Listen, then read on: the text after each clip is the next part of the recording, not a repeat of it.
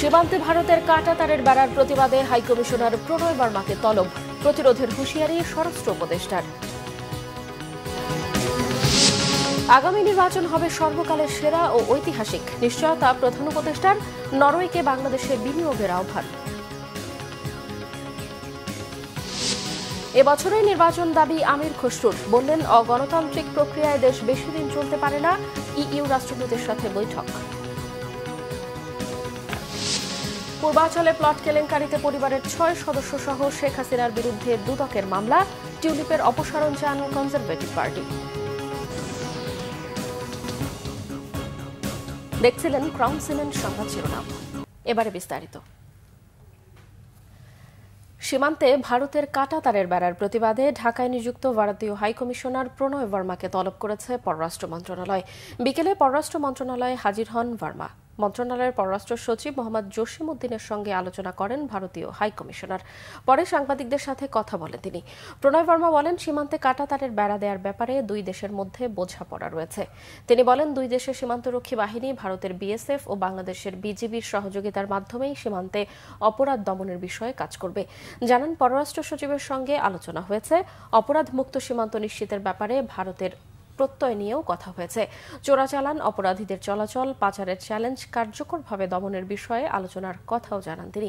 সীমান্তে অপরাধ দমনের বিষয়ে সহযোগিতার মাধ্যমে বোঝাপড়া বাস্তবায়ন হবে বলেও মন্তব্য করেন ভারতীয় হাইকমিশনার। ভারতকে বাংলাদেশের ভূখণ্ড দখল করতে দেয়া হবে না, যেখানে চেষ্টা সেখানেই কঠোর প্রতিরোধ গড়ে তোলার হুঁশিয়ারি দিলেন স্বরাষ্ট্র উপদেষ্টা অবসরপ্রাপ্ত লেফটেন্যান্ট জেনারেল জাহাঙ্গীর আলম চৌধুরী। সচিবালয় ব্রিফিংয়ে স্বরাষ্ট্র উপদেষ্টা সীমান্তে ভারতের যে কোনো কর্মকাণ্ডের বিরুদ্ধে হুঁশিয়ারি উচ্চারণ করেন। স্বরাষ্ট্র উপদেষ্টা বলেন, আওয়ামী লীগ সরকার ভারতকে সীমান্তে অসম সুবিধা দিয়ে চুক্তি করেছে, যার সুযোগ নিচ্ছে দেশটি। সমস্যা সমাধানে আগামী মাসে বিএসএফ বিজিবি মহাপরিচালক পর্যায়ে বৈঠক হবে। সীমান্তে শক্তি বাড়ানো হচ্ছে বলেও জানান তিনি। বাংলাদেশের 1 ইঞ্চি জমিও ছাড় দেয়া হবে না। বাংলাদেশ ভারত সীমান্তে 4156 কিলোমিটারের মধ্যে ভারত 3271 কিলোমিটারের কাঁটাতারের বেড়া দিয়েছে বলেও জানান জাহাঙ্গীর আলম চৌধুরী। আমাদের বিজিবি খুব শক্ত অবস্থান নেওয়ায় তারা এই জায়গা থেকে কাজ বন্ধ করতে বাধ্য হয়েছে। কিন্তু এখানে একটা বড় সমস্যা হয়েছে, যেহেতু আগের সরকার এখানে কিছু কিছু জায়গায় তারা ইন রাইটেন তারা লিখিত দিয়ে গেছে, এই জায়গায় এটা করতে পারবা, এই জায়গায় এটা করতে পারবা, বাট যেগুলি তাদের দেওয়াটা উচিত হয় নাই। আমরা তো কঠোরই, আমাদের জায়গা দিব না, এতে আবার কঠোরের কি আছে? আমার জায়গা আমি কঠোর থাকবো না মানে কি? কি এখন হলো কি, তারা বিভিন্ন জায়গায় তো সমস্যা করার চেষ্টা করবে, বাট আমরা যেভাবে হোক ছলে বলে কৌশলে যেইভাবে ওই সমস্যা সমাধান করব। আগামী নির্বাচন হবে সর্বকালের সেরা ও ঐতিহাসিক, এমন পরিকল্পনার কথা জানিয়েছেন প্রধান উপদেষ্টা ডক্টর মোহাম্মদ ইউনুস। তেজগাঁও কার্যালয়ে নরওয়ের রাষ্ট্রদূত হাকন আরাল গুলব্রান্ডসেনের সৌজন্য সাক্ষাৎ করতে গেলে তিনি এই আশ্বাস দেন। প্রধান উপদেষ্টা বলেন, নরওয়ে তাদের পণ্যের আঞ্চলিক বিতরণ কেন্দ্র হিসেবে বাংলাদেশকে ব্যবহার করতে পারে।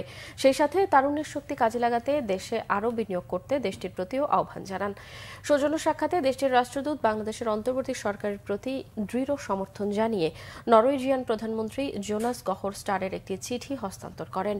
মানবাধিকার রক্ষা ও পরিবেশের স্থায়িত্ব উন্নয়নে বাংলাদেশের সাথে ঘনিষ্ঠভাবে কাজ করার ইচ্ছেও প্রকাশ করেন দেশটির রাষ্ট্রদূত। মিয়ানমারের পরিবর্তিত পরিস্থিতিতে রোহিঙ্গা সংকটের সমাধানে নরওয়ে সহায়তা করবে বলেও আশা প্রধান উপদেষ্টার। বিএনপি স্থায়ী কমিটির সদস্য আমির খসরু মাহমুদ চৌধুরী বলেছেন, এই বছরের মধ্যেই নির্বাচন হওয়া জরুরি। অগণতান্ত্রিক প্রক্রিয়ায় একটা দেশ বেশি দিন চলতে পারে না। রবিবার দলের গুলশান কার্যালয়ে ইউরোপীয় ইউনিয়নের রাষ্ট্রদূত মাইকেল মিলারের সঙ্গে বৈঠকে বিএনপির মহাসচিব মির্জা ফখরুল ইসলাম আলমগীর একথা বলেন। উপস্থিত ছিলেন স্থায়ী কমিটির সদস্য ডক্টর আব্দুল মঈন খান, চেয়ারপারসনের পররাষ্ট্রনীতি বিষয়ক বিশেষ সহযোগী শামা ওবায়েদ। বৈঠকে দুদেশের পারস্পরিক সম্পর্ক জোরদার, নির্বাচন, ব্যবসা বাণিজ্য সহ স্বার্থ সংশ্লিষ্ট নানা বিষয়ে আলোচনা হয়। পরে বিএনপি স্থায়ী কমিটির সদস্য আমির খসরু মাহমুদ চৌধুরী জানান, নির্বাচনের রোডম্যাপ, অর্থনীতি ও সংস্কার নিয়ে আলোচনা হয়েছে। বিএনপি প্রয়োজনীয় সংস্কার শেষে নির্বাচন চায়, সে বিষয়ে ইউরোপীয় ইউনিয়নকে অবহিত করেছে। বিএনপি ক্ষমতায় গেলে বিপর্যস্ত অর্থনীতির উন্নয়নে উদ্যোগ গ্রহণ করা হবে বলেও জানান তিনি। পূর্বাচল নতুন শহর প্রকল্পে সরকারি প্লট বেআইনিভাবে নিজেদের নামে করিয়ে নেয়ার অভিযোগে সাবেক প্রধানমন্ত্রী শেখ হাসিনা ও তার পরিবারের ৬ সদস্য সহ ১৬ জনের বিরুদ্ধে মামলা করেছে দুদক। শেখ হাসিনা, তার বোন শেখ রেহানা, শেখ পরিবারের ৬ সদস্য ও একাধিক রাজুক কর্মকর্তা সহ ১৬ জনের বিরুদ্ধে মামলা করেছে দুর্নীতি দমন কমিশন। এর আগে ২৬ ডিসেম্বর এই বিষয়ে অনুসন্ধান শুরু করে দুদক। ওই দিন দুদকের মহাপরিচালক মোহাম্মদ আক্তার হোসেন জানান, রাজনৈতিক বিবেচনায় সাবেক প্রধানমন্ত্রী শেখ হাসিনা ক্ষমতার অপব্যবহার, বিভিন্ন অনিয়ম ও দুর্নীতির মাধ্যমে রাজুকের ঊর্ধ্বতন কর্মকর্তাদের সহায়তায় নিজ নামে, তার পরিবারের সদস্যদের নামে পূর্বাচলের নতুন শহর প্রকল্পে ২৭ সেক্টরের কূটনৈতিক জোনে ২০৩ নং রোড থেকে ১০ কাঠা করে মোট ৬০ কাঠার ৬টি প্লট বরাদ্দ নিয়েছেন। বাংলাদেশের সাবেক প্রধানমন্ত্রী শেখ হাসিনার ভাগ্নি এবং যুক্তরাজ্যের সিটি মিনিস্টার টিউলিপ সিদ্দিককে বরখাস্ত করতে দেশটির প্রধানমন্ত্রী কিয়ার স্টারমারের প্রতি আহ্বান জানিয়েছেন প্রধান বিরোধী দল কনজারভেটিভ পার্টির প্রধান কেমি ব্যাডেনোচ। রবিবার ব্রিটিশ সংবাদ মাধ্যম বিসিবির প্রতিবেদনে এমনটি উঠে আসে। সোশ্যাল মিডিয়া এক্সে দেয়া এক পোস্টে কনজারভেটিভ পার্টির ওই নেতা বলেন, কিয়ার স্টারমার যাকে দুর্নীতি বিরোধী মন্ত্রী হিসেবে নিয়োগ করেছেন তিনি এখন দুর্নীতির অভিযোগে অভিযুক্ত। টিউলিপ সিদ্দিকের কারণে যুক্তরাজ্য সরকার তাদের নিজেদের তৈরি আর্থিক সমস্যার সমাধানে মনোনিবেশ করতে পারছে না বলেও অভিযোগ করেন কেমি ব্যাডেনোচ। প্রধানমন্ত্রী কিয়ারকে ইঙ্গিত করে কেমি বলেন, টিউলিপ সিদ্দিকীকে বরখাস্ত করার সময় এসেছে। বিবিসি প্রতিনিধির প্রতিবেদনে বলা হয়, টিউলিপকে নিয়ে বাংলাদেশের অন্তর্বর্তীকালীন সরকারের প্রধান উপদেষ্টা ড মোহাম্মদ ইউনূসের মন্তব্যের পরই কনজারভেটিভ পার্টির নেতা কেমি ব্যাডেনোচ এই মন্তব্য করেছেন। প্রধান উপদেষ্টা ড মোহাম্মদ ইউনূস সম্প্রতি সানডে টাইমসকে বলেছিলেন, টিউলিপ সিদ্দিককে তার খালা শেখ হাসিনার ঘনিষ্ঠজনদের দেয়া লন্ডনের সম্পত্তিতে বসবাস করার বিষয়ে ক্ষমা চাওয়া উচিত। বৈষম্য বিরোধী ছাত্র আন্দোলন চলাকালে রাজধানীর চাংখারপুল এলাকায় গুলি করে ৭ জনকে হত্যার ঘটনায় কনস্টেবল সুজনকে কারাগারে পাঠিয়েছে আন্তর্জাতিক অপরাধ ট্রাইব্যুনাল। বিচারপতি মোহাম্মদ গোলাম মর্তুজা মজুমদারের নেতৃত্বাধীন আন্তর্জাতিক অপরাধ ট্রাইব্যুনালে রবিবার এই আদেশ দেন। সকালে কনস্টেবল সুজনকে ট্রাইব্যুনালে হাজির করা হয়। মানবতা বিরোধী অপরাধের মামলায় এপিবিএনের কনস্টেবল সুজনের বিরুদ্ধে ১ জানুয়ারি গ্রেফতারি পরোয়ানা জারি করে ট্রাইব্যুনাল। ২৩ ফেব্রুয়ারি মামলার তদন্ত প্রতিবেদন দেওয়ার তারিখও ঠিক করেছে ট্রাইব্যুনাল।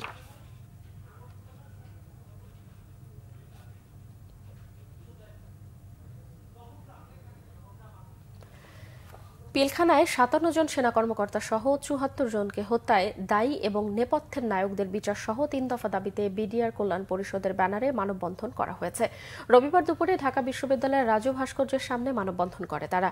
অন্য দাবিগুলো হল সকল নির্দোষ বিডিআর সদস্যদের মুক্তি এবং প্রহসনের ১৮ স্পেশাল কোর্টের মাধ্যমে গণহারে গ্রেফতার করে যাদেরকে অন্যায়ভাবে চাকরিচ্যুত করা হয়েছে তাদের সবাইকে চাকরির সকল সুযোগ সুবিধা সহ চাকরিতে পুনর্বহাল করা এবং তদন্ত কমিশনকে স্বাধীন, নিরপেক্ষ ও নির্ভয়ে কাজ করার জন্য প্রজ্ঞাপনে উল্লেখিত ২ এর ধারা অবশ্যই বাদ দিতে হবে। মানববন্ধনে বলা হয়েছে, এসব দাবিসমূহ ১৮ কোটি মানুষের দাবি, সুশীল সমাজের দাবি। এই দাবি সর্বস্তরের ছাত্র জনতার। দাবি আদায়ে সহযোগিতার মাধ্যমে জাতিকে কলঙ্কমুক্ত করারও আহ্বান জানানো হয় মানববন্ধন থেকে।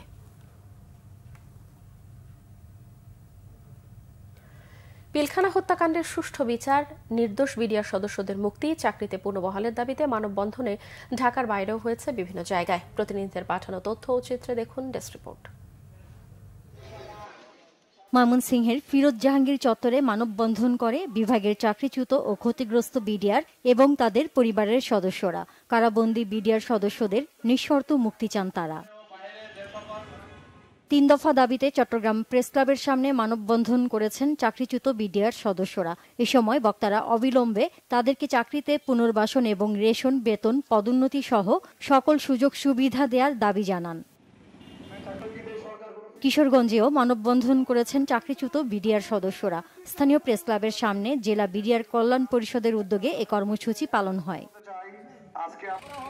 এদিকে বিডিআর হত্যাকাণ্ডে চাকরিচ্যুত সদস্য এবং জেলবন্দি বিডিআর সদস্যদের মুক্তির দাবিতে সভা হয়েছে কুড়িগ্রামে। চাকরিচ্যুত বিডিআর কল্যাণ পরিষদের উদ্যোগে এই সভায় বক্তারা অবিলম্বে বন্দীদের মুক্তি দাবি করেন। একই ইস্যুতে মানববন্ধন হয়েছে ঠাকুরগাঁওয়ে প্রেস ক্লাবের সামনে। এ সময় প্রকৃত অপরাধীদের শাস্তির দাবি জানান তারা। নাটোর শহরের কানাইখালী এলাকায় প্রেস ক্লাব চত্বরে মানববন্ধন করে বিডিআর কল্যাণ পরিষদ। এ সময় বক্তারা কারাবন্দী বিডিআর সদস্যদের মুক্তি দিয়ে তাদের চাকরিতে পুনর্বহালে অন্তর্বর্তী সরকারের কাছে দাবি জানান। বিডিআর বিদ্রোহের ঘটনায় চাকরিচ্যুত ও কারাদণ্ডপ্রাপ্ত সদস্যদের পুনর্বহাল সহ ৩ দফা দাবিতে মানববন্ধন হয়েছে খাগড়াছড়িতে। স্থানীয় প্রেস ক্লাবের সামনে বিডিআর কল্যাণ পরিষদের ব্যানারে কর্মসূচি হয়। পরে একটি বিক্ষোভ মিছিল বের হয়ে শহরের প্রধান সড়ক ঘুরে আসে। একই ইস্যুতে গাজীপুরে প্রেস ক্লাবের সামনে ঘণ্টাব্যাপী মানববন্ধন করে বিডিআর কল্যাণ পরিষদ জেলা শাখা। ঝালকাঠি প্রেস ক্লাবের সামনে বিডিআর কল্যাণ পরিষদের আয়োজনে মানববন্ধন হয়। এতে চাকরিচ্যুত সদস্যরা ও তাদের স্বজনরা অংশ নেয়। জয়পুরহাটে শহরের 0 পয়েন্টে চাকরিচ্যুত বিডিআর সদস্যরা, জেলবন্দি বিডিআর সদস্যদের পরিবার ও বিডিআর কল্যাণ পরিষদ ঘণ্টাব্যাপী মানববন্ধন করে। বিডিআর কল্যাণ পরিষদের উদ্যোগে মানববন্ধন হয়েছে ফরিদপুরে প্রেস ক্লাবের সামনে। পরে তারা বিক্ষোভ মিছিল নিয়ে জেলা প্রশাসকের কার্যালয়ে গিয়ে ৩ দফা দাবি সম্বলিত স্মারকলিপি দেন। বাগেরহাট প্রেস ক্লাবের সামনে মানববন্ধনে অংশ নেন জেলায় চাকরিচ্যুত ৯৫ জন বিডিআর সদস্য ও তাদের স্বজনরা। বক্তব্য রাখেন বিডিআর কল্যাণ পরিষদের জেলা সভাপতি হাবিলদার জিল্লুর রহমান, চাকরিচ্যুত বিডিআর সদস্যরা সহ অনেকে। পিলখানা হত্যাকাণ্ডের সুষ্ঠু বিচারের দাবিতে মানববন্ধন হয়েছে চুয়াডাঙ্গা সহ দেশের অন্যান্য জেলায়ও। Nazneen Akter, Bangla vision, news desk. বিমান বাহিনীর প্রধান air chief marshal Hasan Mahmud Khan জানিয়েছেন, বগুড়ার স্টল পোর্টের রানওয়ের সংস্কার ও সম্প্রসারণ প্রকল্প শুরু হলে 1 থেকে 1.5 বছরের মধ্যেই বিমানবন্দর চালু করা সম্ভব। সকালে বগুড়া এয়ারফিল্ডের রানওয়ে পরিদর্শনে গিয়ে একথা জানান বিমান বাহিনীর প্রধান। বেবিচক চেয়ারম্যান এয়ার ভাইস মার্শাল মঞ্জুর কবির ভুইয়ার উপস্থিতিতে সংবাদ সম্মেলনে তিনি জানান, বগুড়ায় পূর্ণাঙ্গ বিমানবন্দর চালু করতে 4 ধাপের পরিকল্পনা করা হয়েছে। সেজন্য গঠিত কমিটি শীঘ্রই তাদের প্রতিবেদন অন্তর্বর্তী সরকারের কাছে উপস্থাপন করবে। এক প্রশ্নের জবাবে বিমান বাহিনীর প্রধান জানান, বগুড়ার এয়ারফিল্ডে বাণিজ্যিক বিমান ওঠানামার জন্য অন্তত ৬,০০০ ফুট দৈর্ঘ্যের রানওয়ে দরকার। সেজন্য এখানকার রানওয়ে অন্তত ১,৫০০ ফুট সম্প্রসারণ করতে হবে। রানওয়ের বর্তমান অবস্থা খুবই নাজুক জানিয়ে তিনি বলেন, ছোট আকারের বিমান এখন অর্ধেক যাত্রী ও কম জ্বালানি নিয়ে পরিচালনা করা সম্ভব। তবে পূর্ণাঙ্গ রূপ দিতে হলে রানওয়ে সম্প্রসারণ জরুরি। এ বিষয়ে অন্তর্বর্তী সরকার আন্তরিক হলে সর্বোচ্চ ১.৫ বছরের মধ্যেই বগুড়া বিমানবন্দরের অভ্যন্তরীণ বিমান পরিচালনা করা সম্ভব বলেও জানান air chief marshal Hasan Mahmud Khan. আমরা অনেকে শুনছি লালমনিরহাট, সৈয়দপুর, এটা ওইটা। সো এই বগুড়ার রানওয়েটারও খুব ইম্পর্টেন্স আছে। পুরা নর্থ বেঙ্গল, উত্তরবঙ্গের পুরো এলাকাটাকে এটা সেন্টার আমি মনে করি। সো এই সেন্টার পয়েন্টটাকে আমি মনে করি it's a very strategically important point. এছাড়াও এখানে ভিভিআইপি অপারেশন অনেক হয়, যে রাষ্ট্রপ্রধান, সরকার প্রধান এদিকে আসেন। সো অনেক সময় বলা যায় না, টেকনিক্যাল ইস্যুস থাকতেই পারে সেই হেলিকপ্টার বা সেই বিমানের, তো জরুরি অবতরণ করার জন্য তো একটা জায়গা লাগে। So this is a very good place, একদম centre of the North Bengal, যদি কোনো কারণে ভিভিআইপিরা ইমিডিয়েটলি ল্যান্ড করতে চায়। রামগড় স্থলবন্দর ব্যবহার করে বাংলাদেশ কতটুকু লাভবান হবে তার নির্ণয়ে কমিটি গঠন করে পরবর্তী সিদ্ধান্ত নেওয়া হবে জানিয়েছেন নৌ পরিবহন উপদেষ্টা অবসরপ্রাপ্ত brigadier general doctor M Sakhawat Hossain. দুপুরে খাগড়াছড়ির রামগড়ে নির্মাণাধীন স্থলবন্দরের কাজ পরিদর্শন শেষে সাংবাদিকদের তিনি এসব কথা বলেন। তিনি আরও বলেন, রামগড় স্থলবন্দরের অবকাঠামো উন্নয়নে বাংলাদেশ ও ভারত সরকারের বিনিয়োগের পাশাপাশি বিশ্বব্যাংকের টাকা রয়েছে। এসব বিষয় মাথায় রেখে কমিটি যেই সুপারিশ করবে তা বিবেচনা করে সিদ্ধান্ত নেওয়া হবে।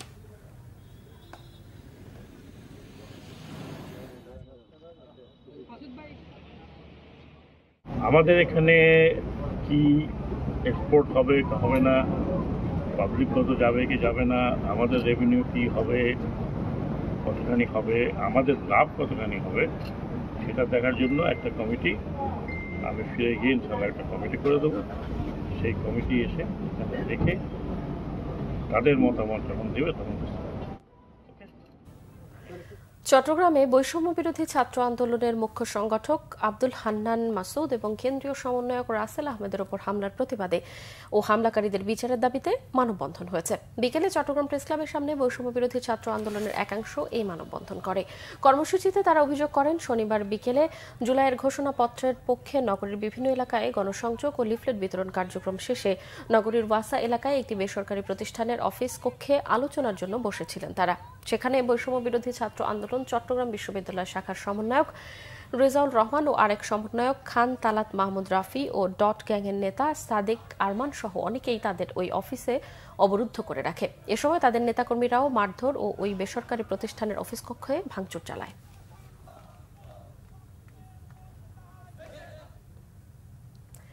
পিরোজপুরে বৈষম্য বিরোধী ছাত্র আন্দোলনের প্রতিনিধিরা লিফলেট বিতরণের সময় দুপক্ষের মধ্যে হট্টগোল হয়েছে। দুপুরে শহরের গোপালকৃষ্ণ টাউন ক্লাব মাঠে এই ঘটনা ঘটে। পুলিশ জানায়, সদর উপজেলার প্রতিনিধি মুসাব্বির মাহমুদ সানির গ্রুপ ও পিরোজপুর ছাত্র প্রতিনিধি মুইন উদ্দিনের গ্রুপ জেলার বিভিন্ন এলাকায় লিফলেট বিতরণ করে। পরে তারা দুপক্ষ এই লিফলেট বিতরণ শেষে টাউন ক্লাব মাঠে একত্রিত হলে তাদের মধ্যে বাকবিতণ্ডা হয়। এক পর্যায়ে তাদের মধ্যে ধাক্কাধাক্কি শুরু হয়। পরে পুলিশ পরিস্থিতি নিয়ন্ত্রণে নেয়।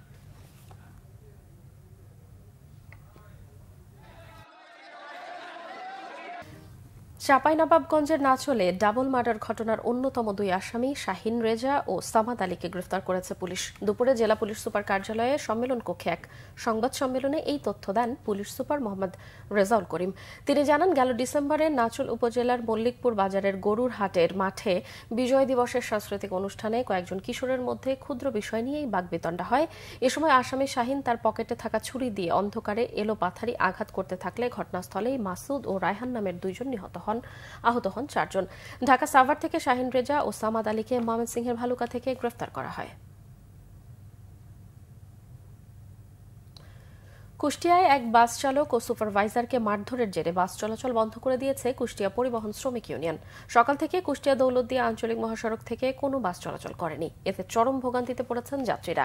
কুষ্টিয়া পরিবহন শ্রমিকদের দাবি, মারধরের সাথে জড়িতদের আইনের আওতায় না আনা পর্যন্ত কুষ্টিয়া দৌলতদিয়া রুটে বাস চলাচল বন্ধ থাকবে। এদিকে কুষ্টিয়ার বাস মিনিবাস মালিক গ্রুপের নেতারা জানিয়েছেন, এ বিষয়ে সমাধানের চেষ্টা চলছে।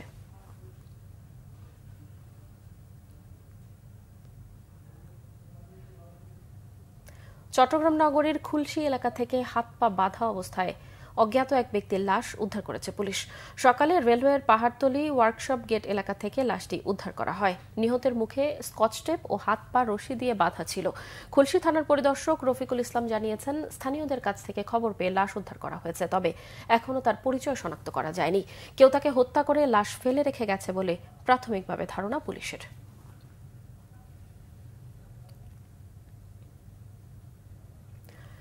ফরিদপুরে আলাদা সড়ক দুর্ঘটনায় 4 জন নিহত হয়েছে। নাটোরে ট্রাক চাপায় প্রাণ গেছে এক পথচারীর। সকালে ফরিদপুর বরিশাল মহাসড়কের নগরকান্দায় বাস ও ট্রাকের মুখোমুখি সংঘর্ষ হয়। প্রত্যক্ষদর্শীরা জানায়, কুষ্টিয়া থেকে আলিফ মিম নামের একটি বাসের সাথে পণ্যবাহী ট্রাকের সংঘর্ষে বাসটি উল্টে পাশের খাদে পড়ে যায়। এই ঘটনায় ঘটনাস্থলেই বাসের 2 জন নিহত হন। বাসটিতে 30 জনেরও বেশি যাত্রী ছিল। গুরুতর আহতদের ফরিদপুর মেডিকেল কলেজ হাসপাতালে চিকিৎসা দেওয়া হচ্ছে। এদিকে ফরিদপুর খুলনা মহাসড়কের মধুখালীতে বাস চাপায় 2 মোটরসাইকেল আরোহী নিহত হয়েছে। পুলিশ জানায়, মোটরসাইকেলটিকে পেছন থেকে ধাক্কা দেয় বাসটি। অন্যদিকে নাটোরে নিয়ন্ত্রণ হারানো বালু বোঝাই ট্রাক চাপায় এক পথচারী নিহত হয়েছে। রবিবার সকালে সদর উপজেলার পূর্ব হাগুডিয়া ব্রিজ এলাকায় নাটোর বগুড়া মহাসড়কে এই দুর্ঘটনা ঘটে। বেহাল দশা ঝালকাঠি বাস টার্মিনালের।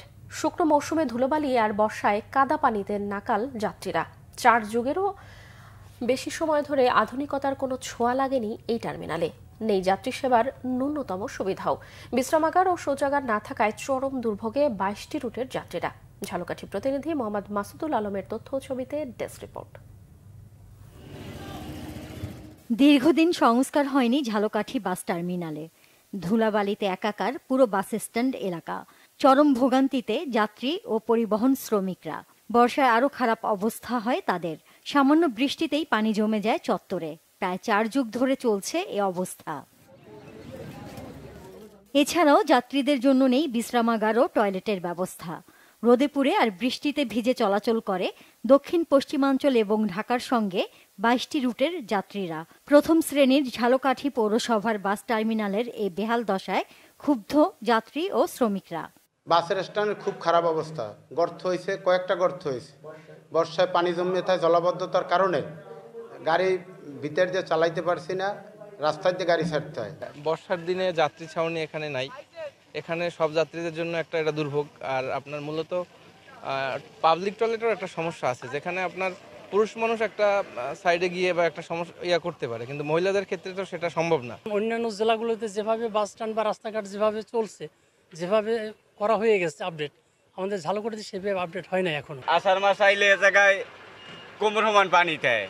বাসে দিনকার পোল্ট্রি খেয়েছে, অটো 5-6টা পোল্ট্রি খেয়েছে। সমস্যার কথা স্বীকার করে পৌরসভার প্রশাসক জানিয়েছেন, একটি আধুনিক বাস টার্মিনাল ও মার্কেট নির্মাণের প্রকল্প প্রস্তাবনা পাঠানো হয়েছে। শিগগিরই কাজ শুরুর আশা। কিছুদিন আগে আমরা এখানে লাইট সংযোজন করেছি, আলোকের ব্যবস্থা করেছি, কিন্তু আধুনিক একটা বাস স্ট্যান্ড প্রয়োজন। ঝালকাঠিতে আমরা এটা অনুধাবন করতে পেরেছি। আধুনিক বাস স্ট্যান্ড কাম মার্কেট নির্মাণের একটা প্রস্তাবনা আমরা দিয়েছি। আমরা আশা করছি ওখানে জমি নিয়ে কোনো সমস্যা নেই, অচিরেই আমরা এই কাজটা শেষ করতে পারবো। দেশের বিভিন্ন জেলায় আধুনিক বাস টার্মিনাল হলেও পিছিয়ে ঝালকাঠি। জনদুর্ভোগ লাঘবে দ্রুত আধুনিক টার্মিনাল নির্মাণের দাবি জেলাবাসীর। Bangla Vision news desk. Cox's Bazar city কলেজের দীর্ঘ ২০ বছরের অনিয়ম দুর্নীতির তদন্ত চান ছাত্র ও শিক্ষকরা। অভিযোগ উঠেছে ১৫৩ শিক্ষকের ৩০ মাসের বেতন প্রায় ১০ কোটি টাকারও বেশি বকেয়া রেখে ১৫ জানুয়ারি অবসরে যাবেন অধ্যক্ষ ক্যা থিং অং। ভুক্তভোগীরা বলছেন, আওয়ামী লীগের সাবেক সংসদ সদস্য স্বামীকে বানিয়েছেন অধ্যক্ষ আর নিজে হয়েছেন কলেজের গভর্নিং বডির সভাপতি। দুজনে ব্যাপক দুর্নীতি করেছেন কলেজটিতে। মোর্শেদুর রহমান খোকনের তথ্য ও ছবিতে ডেস্ক রিপোর্ট।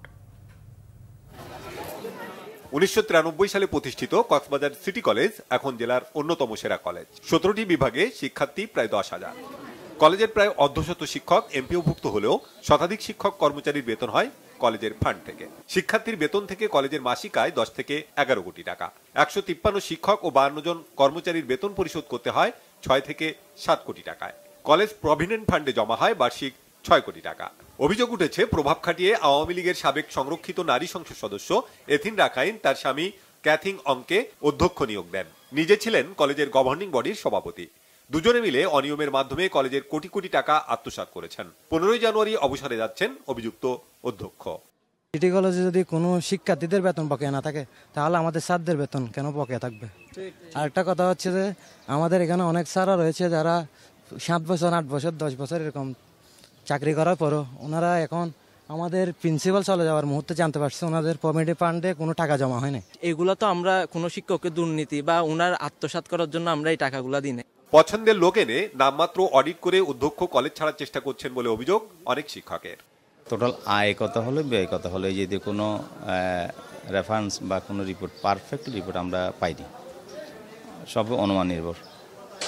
আর যে নিয়ম মোতাবেক যে খরচ করার কথা, যাবতীয় আয় ব্যাংকে যাবে, সেখান থেকে খরচ এবং রেজুলেশন নিয়ে খরচ করবে, এই জাতীয় স্বচ্ছতার পূর্ণাঙ্গ রিপোর্ট আমাদের হাতে আসেনি। আমরা চাচ্ছি যে স্যার যাবার আগে যাতে গভর্নিং বডির মাধ্যমে এটার একটা সুরাহা করে গেলে কলেজের জন্য ভালো আর কি। আমরা মাওসিতে গেছি, জাতীয় বিশ্ববিদ্যালয়ে গেছি, ওখানে দু জায়গায় বলছে যে কি এমপিও লিস্ট হচ্ছে জ্যেষ্ঠতার মাপকাঠি।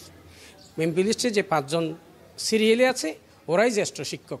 ব্যক্তির অপরাধের তদন্ত করে শিক্ষাঙ্গনের পরিবেশ কলঙ্কমুক্ত করার দাবি সচেতনদের। এর তো বড় একটা প্রতিষ্ঠানে এই যে জালিয়াতি, এই জালিয়াতি এটা অসম্ভব নিন্দনীয়। দুর্ভাগ্য হলো তিনি কলেজকে দুর্নীতির একটা আখণ্ড দুর্নীতিতে নিয়োজিত করেছেন বা দুর্নীতি আঁকড়ায় পরিণত করেছেন। এই বিষয়টি অত্যন্ত গুরুত্ব সহকারে তদন্ত করা দরকার এবং তদন্ত যদি প্রমাণিত হন দোষী, তাহলে ওনার বিরুদ্ধে শাস্তি ব্যবস্থা নেওয়া হোক। অভিযোগ অস্বীকার করে অধ্যক্ষের দাবি, করোনার সময়ের ঘাটতি এখনো রয়েছে।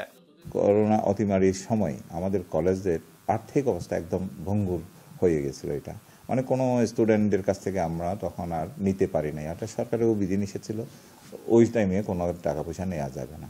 সেটাই এখনো ঘাটতি থেকে গেছে। সেই ঘাটতিটা আমরা ফিল আপের জন্য একটা প্ল্যান নিয়েছি, সেভাবে আমরা এগোচ্ছি। কলেজের শিক্ষার সুষ্ঠু পরিবেশ নিশ্চিতে অভিযোগের যথাযথ তদন্ত চায় শিক্ষার্থী ও শিক্ষকরা। Banglavision news desk. দেশের বিভিন্ন জায়গার আরো কিছু খবর নিয়ে এখন একটি ডেস্ক রিপোর্ট। নানা আয়োজনে জাহাঙ্গীরনগর বিশ্ববিদ্যালয়ের ৫৪তম প্রতিষ্ঠা বার্ষিকী উদযাপন হচ্ছে। ২০০১ সাল থেকে বিশ্ববিদ্যালয়ের প্রশাসন দিনটিকে বিশ্ববিদ্যালয় দিবস হিসেবে পালন করে আসছে। বিজনেস স্টাডিজ অনুষদ চত্বরে সকাল ১০টায় প্রধান অতিথি বিশ্ববিদ্যালয়ের উপাচার্য অধ্যাপক ডক্টর মোহাম্মদ কামরুল্লাহ হাসান জাতীয় পতাকা উত্তোলনের মাধ্যমে এর উদ্বোধন করেন। পরে তার নেতৃত্বে বিশ্ববিদ্যালয়ের বর্তমান ও সাবেক শিক্ষক, শিক্ষার্থী, কর্মকর্তা ও কর্মচারীর অংশগ্রহণে বর্ণাঢ্য শোভাযাত্রা হয়। কেন্দ্রীয় বিএনপির প্রচার সম্পাদক সুলতান সালাউদ্দিন টুকুর পক্ষ থেকে টাঙ্গাইলের সুবিধাবঞ্চিত মানুষের মাঝে শীতবস্ত্র বিতরণ করা হয়েছে। দুপুরে সদর উপজেলার ১০ নম্বর হুগড়া ইউনিয়নের ইউনিয়ন পরিষদ মিলনায়তনে টাঙ্গাইল জেলা মহিলা দলের সাবেক সাধারণ সম্পাদক অ্যাডভোকেট মমতাজ করিম এসব শীতবস্ত্র বিতরণ করেন। সারা দেশে 3 মাস ব্যাপী ইউনিয়ন পর্যায়ে কৃষক সমাবেশের অংশ হিসেবে গাজীপুরের শ্রীপুরে কৃষক দলের উদ্যোগে কৃষক সমাবেশ হয়েছে। উপজেলার কাউরাইত ইউনিয়ন কৃষক দলের আয়োজনে কাউরাইত বাজার মুক্ত মঞ্চে আয়োজিত সমাবেশে দলের ভারপ্রাপ্ত চেয়ারম্যান তারেক রহমানের লিখিত বক্তব্য পাঠ করা হয়। দীর্ঘ 15 বছর পর দেশে ফিরলেন যুক্তরাজ্য বিএনপি নেতা ও সিলেটের বিএনপির তাঁতি দলের প্রতিষ্ঠাকালীন সাধারণ সম্পাদক মরহুম শওকত আলীর ছেলে মিজানুর রহমান মিজান। যুক্তরাজ্য থেকে দুপুরে সিলেট ওসমানী আন্তর্জাতিক বিমানবন্দরে পৌঁছার পর 9 নম্বর ওয়ার্ডবাসী সহ সিলেট জেলা ও মহানগর বিএনপির অঙ্গ সংগঠনের নেতাকর্মীরা তাঁকে সংবর্ধনা জানান। রাষ্ট্র কাঠামো মেরামতে বিএনপির ভারপ্রাপ্ত চেয়ারম্যান তারেক রহমানের উত্থাপিত 31 দফার লিফলেট বিতরণ করেছে বরিশাল মহানগর বিএনপি। নগরীর বাংলাবাজার এলাকায় বিএনপির জাতীয় নির্বাহী কমিটির সদস্য আবু নাসের মোহাম্মদ রহমতুল্লাহর নেতৃত্বে লিফলেট বিতরণে উপস্থিত ছিলেন নেতাকর্মীরা। প্রিপেইড মিটার স্থাপন বন্ধের দাবিতে রংপুরে মানববন্ধন ও বিক্ষোভ কর্মসূচি পালন করেছে সাধারণ বিদ্যুৎ গ্রাহক ফোরাম। নগরীর শাপলা চত্বর এলাকায় প্রতিবাদে মানববন্ধন করে তারা, পরে নগরীর খামার মোড় নেসকোর প্রধান কার্যালয়ের সামনে বিক্ষোভ করে। 18 জানুয়ারির সম্মেলন বাতিলের দাবিতে ব্রাহ্মণবাড়িয়ায় বিএনপির একাংশের সমাবেশ হয়েছে। জেলা বিএনপির সাবেক সভাপতি হাফিজুর রহমান মোল্লা কোচির সভাপতিত্বে শহরে পৌর মুক্ত মঞ্চে জেলা বিএনপি ও সহযোগী অঙ্গ সংগঠন আয়োজিত সমাবেশে বক্তারা বলেন, তারেক রহমান ঘোষিত রাষ্ট্র কাঠামো মেরামতের 31 দফা বাস্তবায়ন ছাড়া ব্রাহ্মণবাড়িয়ায় কোনো সম্মেলন হতে দেয়া হবে না। নরসিংদীর বাবুরহাট ও মাধবদীকে পাশ কাটিয়ে নির্মিতব্য 8 কিলোমিটার বাইপাস সড়কের পরিকল্পনা বাতিলের দাবিতে মানববন্ধন ও মিছিল করেছে আমরা মাধবদীবাসী সংগঠন ও শিক্ষার্থী সহ বিভিন্ন সংগঠন। ঢাকা সিলেট মহাসড়কের মাধবদী বাস স্ট্যান্ডে এই মানববন্ধন হয়, পরে একটি বিক্ষোভ মিছিল বের করা হয়। রাজশাহী বিশ্ববিদ্যালয়ে আন্তঃবিভাগ ভলিবল, বাস্কেটবল, অ্যাথলেটিক্স, ক্রিকেট ও হ্যান্ডবল প্রতিযোগিতা শুরু হয়েছে। সকালে প্রতিযোগিতার উদ্বোধন করেন প্রধান অতিথি বিশ্ববিদ্যালয়ের উপাচার্য প্রফেসর ডক্টর সালেহ হাসান নকিব। প্রতিযোগিতায় বিশ্ববিদ্যালয়ের প্রতিটি বিভাগের শিক্ষার্থীরা অংশ নেয়। ময়মনসিংহে তারুণ্যের উৎসব উপলক্ষে জেলা প্রশাসক গোল্ড কাপ ক্রিকেট টুর্নামেন্ট শুরু হয়েছে।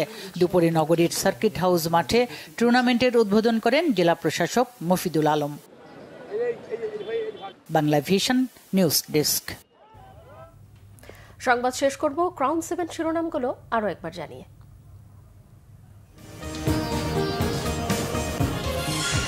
সীমান্তে ভারতের কাঁটাতারের বেড়ার প্রতিবাদে হাইকমিশনার প্রণয় বর্মাকে তলব, প্রতিরোধের হুঁশিয়ারি স্বরাষ্ট্র উপদেষ্টার। আগামী নির্বাচন হবে সর্বকালের সেরা ও ঐতিহাসিক, নিশ্চয়তা প্রধান উপদেষ্টার।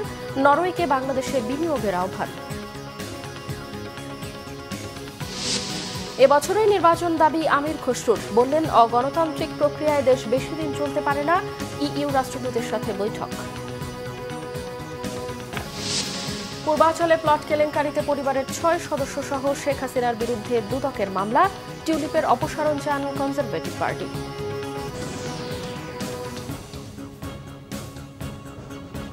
দর্শক, এই ছিল এখনকার মতো। পরের সংবাদ সন্ধ্যা 7:30টায় দেখার আমন্ত্রণ রইল। এছাড়া বাংলাদেশের সংবাদ ও সংবাদ সংশ্লিষ্ট অনুষ্ঠান দেখতে ভিজিট করুন www.bvnews24.com ও facebook.com/bangladeshi-news এবং সাবস্ক্রাইব করুন youtube.com/bangladeshi-news। এতক্ষণ সঙ্গে থাকায় ধন্যবাদ সবাইকে।